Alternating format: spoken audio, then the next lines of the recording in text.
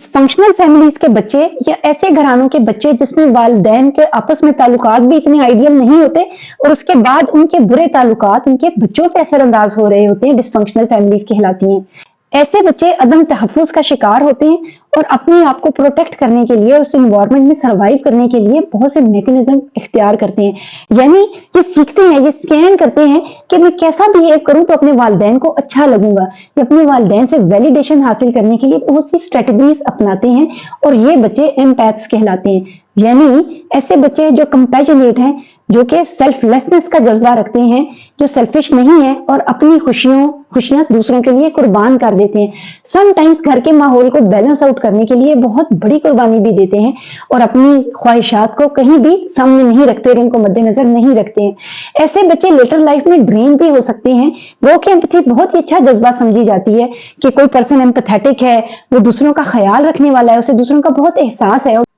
ऐसे घराने जहां पे हमेशा लड़ाई झगड़ा रहता है, बच्चे चूंकि बाहर तो नहीं जा सकते हैं, उन्हें उसी माहौल में एडजस्ट होना है, तो अपने आप को एडजस्ट करने के लिए वो दो तरह के एक्सट्रीम रवैये इख्तियार करते हैं।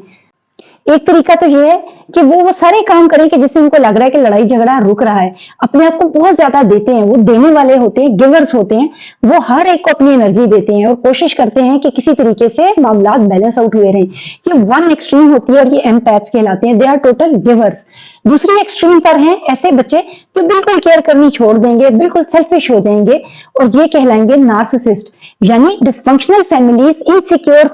इनसिक्योर हाउसहोल्ड दो तरह की प्रोडक्ट्स तैयार करती हैं, एम्पैथेटिक बच्चे और नार्सिसिस्ट बच्चे। नार्सिसिस्ट बच्चे, नर्गिसियत का शिकार बच्चे सिर्फ अपने आप को अहमियत देते हैं और सिर्फ अपनी जात उनके लिए इंपॉर्टेंट हुआ करती है। उसके मुकाबले में एम्पैथेटिक बच्चे अपने वालिदैन की फिक्र में घुल जाएंगे, उनके बारे में परेशान होते रहेंगे और उनके जितने भी लोग हैं, उनके दोस्त अहबाब हैं, रिश्तेदार हैं, टीचर्स हैं, वो किसी के दुख को भी इतना महसूस करेंगे कि खुद भूल जाएंगे। तो ऑलमोस्ट ये दोनों एक्सट्रीम्स हमें नजर आती हैं। एम्पैथेटिक बच्चों का ये रवैया समटाइम्स पीपल प्लीजिंग में चला जाता है, यानी दूसरों को खुश रखना। और उसमें होता क्या है कि अपना आप गुम कर देते हैं, अपना आप छोड़ देते हैं और अपनी सलाहियतों को पहचानना और अपने हक के लिए खड़ा होना भी बिल्कुल तर्क कर देते हैं। चूंकि इसमें रेनफोर्समेंट कैसे काम आती है, हम इस पैटर्न को थोड़ा समझते हैं। अगर आपके साथ भी ऐसा मामला रहा है या हम ये सीखते हैं कि हमारे बच्चों के साथ ये मामला दरपेश ना है, इस पॉइंट ऑफ व्यू से भी हम सीख सकते हैं। ऐसे घराने जहां पर हो सकता है मियां बीवी का ताल्लुक अच्छा हो, लेकिन आप ऐसे इन्वायरमेंट में रह रहे हैं कि जहां पर बच्चे तहफ़्फ़ुज़ महसूस नहीं करते हैं, स्पेशली वालिदैन का ज्यादा इसके अंदर रोल आता है। लेकिन अगर बच्चे तहफ़्फ़ुज़ महसूस नहीं करते हैं किसी भी वजह से, तो वो ऐसे डिस्फंक्शंस का शिकार हो सकते हैं। अब होता क्या है कि जब वो एक सर्टेन तरीके से बिहेव करते हैं, मसलन वालिदैन की आपस में कोई लड़ाई रहती है कि मसलन काम के ये लड़ाई है, अब बच्चे वो उठकर, वो कोई बच्ची है या बच्चा है, वो घर में लड़ाई झगड़ा ना हो, इसको रोकने के लिए कोई एक्टिविटी इख्तियार करता है कि अच्छा ये लोग ऐसे नहीं करते, मैं सुबह उठ के दूध गर्म कर दूंगा, मैं ये काम कर दूंगा, और इस तरह उसको लग रहा है कि झगड़ा रुक रहा है। अब चूंकि वो अपने आप को मैनिपुलेट कर रहा है, अपनी एनर्जी दे रहा है बहुत तरह से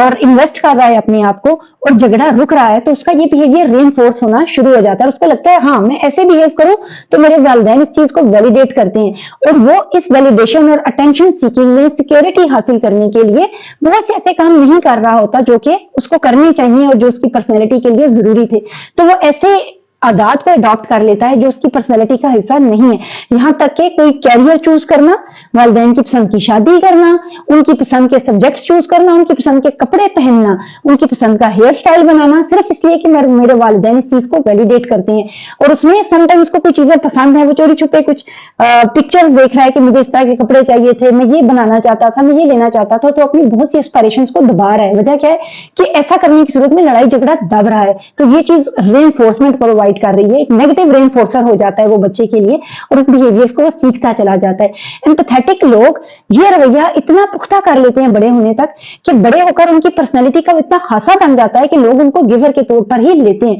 यानी एक ऐसा पर्सन जो कभी नाराज नहीं होता, एक ऐसा पर्सन جو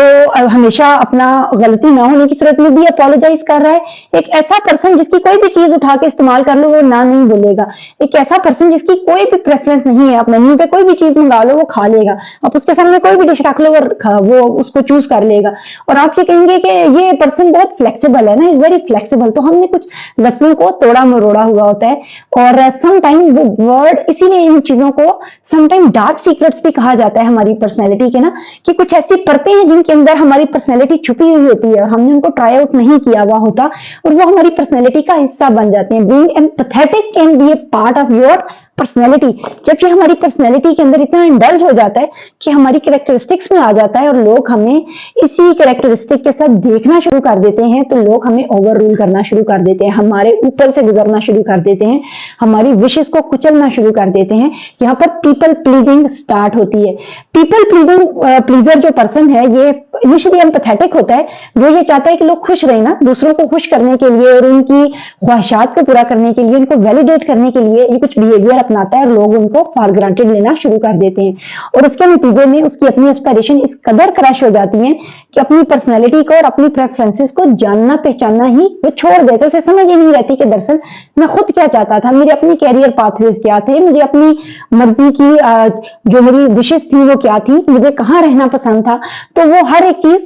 رہ جاتی ہے کہ up to the demand of the environment, کیونکہ بچپن میں اتنی مینیپولیشن ہو چکی ہوتی ہے کہ بڑا ہونے کے باوجود وہ نئے پیٹرنز نہیں سیکھ پاتا، اور الٹیمیٹلی یہ پرسن ڈرین ہو جاتا ہے. ایک ٹائم آتا ہے نا جب انرجیز فنش ہو جاتی ہیں اور ساری انرجیز نکل جاتی ہیں، تو پھر اس کے بعد کیا ہوتا ہے، ایک وکٹم پلینگ شروع ہو جاتی ہے